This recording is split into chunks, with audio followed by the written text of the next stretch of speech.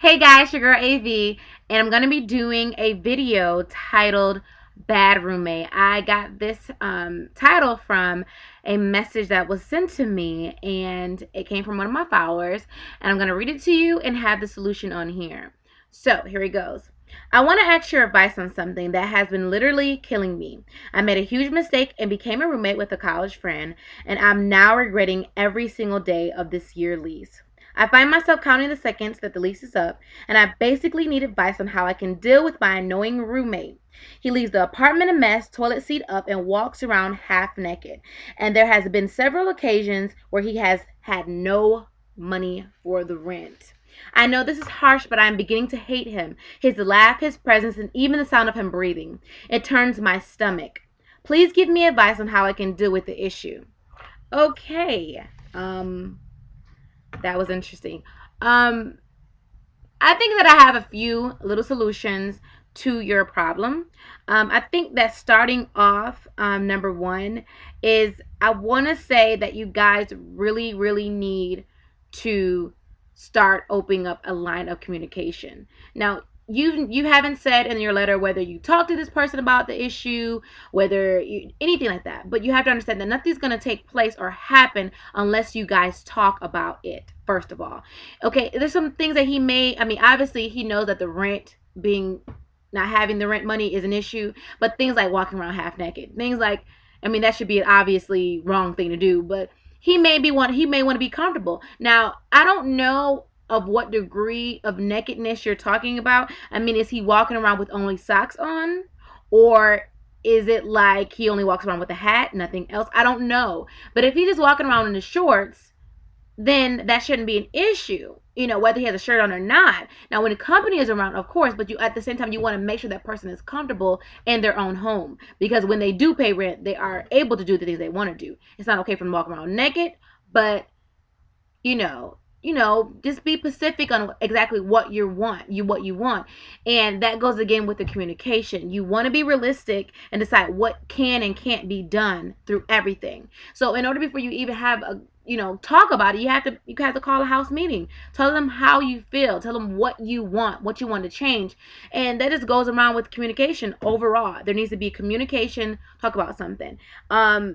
I don't recommend you to ignore them. I don't recommend. People think that if they ignore a situation and put it under the rug, then it'll go away. And that's not the case. Because you can ignore that person all you want, but and not say anything, but your body language says everything. It says everything. When somebody walks into the room that you don't like, everything, your whole attitude changes. So it's really, really, really important that you communicate with that person about how you feel. Because again, they may not even know that they're annoying. They may not even know they're irritating you. They don't.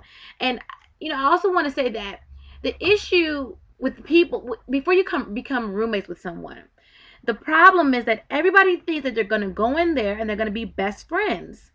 That's not the case.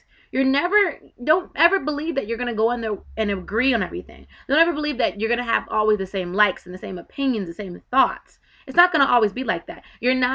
More than likely, you're not going to go in there and have a best friend. That's why it's always terrible to even have a roommate that is your best friend, because usually the relationship, it gets ruined by everything, because you really never know a person till you live with them, till you see how they are. You really don't know that. You can go to your friend's house every single day, but until you start living there, you start having to have the responsibility of rent. You have to worry about who's throwing out the trash and things like that.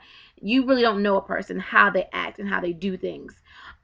So and when you guys have that meeting, you guys really need to sit down and talk about the days that who's gonna take out the trash, who's going to be responsible for those things that are important, the dishes, the bathroom, things like that. And if you guys haven't went in with that in mind, of course it's going to be an issue. Again, you don't know what kind of person this is. I mean, well, actually you do, because you actually you said it was your roommate in college, so you kind of already knew what you're getting yourself into, because I'm sure they were the same that they are now, but the only difference is that now you guys are not in a college setting where you don't have to worry about rent. Now it's a little different because you have the rent.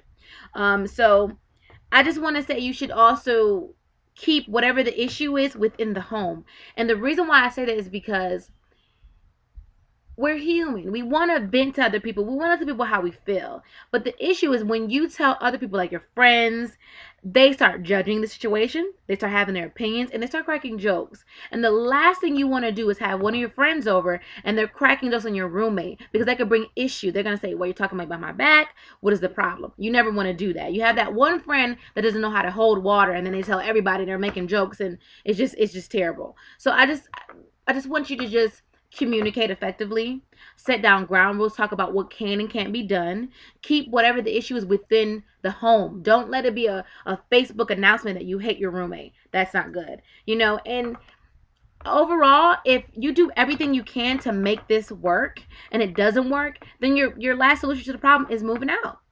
I know that the whole reason for you guys to move in, it had to be because it saves money. It had to be because you thought this person would be a good roommate. It had to be a lot of different things that made you feel that it would be a good idea. But when it becomes that it's not a good idea, you either have to move out or you have to ride out that lease until it's done. It's a year lease. Maybe you could just get through it. You know what I mean? Maybe that person is not that annoying to the point where you could try to get through it. But if they are that annoying, you probably need to come together and figure out what, as far as your leasing agreement, what is the early term, like what can you do to get out of the lease. Sometimes other people, depending if you have an apartment or a house, usually they have to pay 2 months in advance, and maybe they can come up with the money, maybe you can come up with the money, I don't know. But I hope these things, hope this helps, and it's a great advice.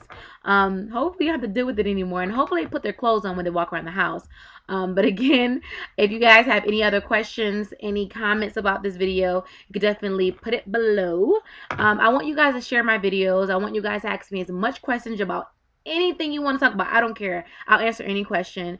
And other than that, keep God first and stay blessed.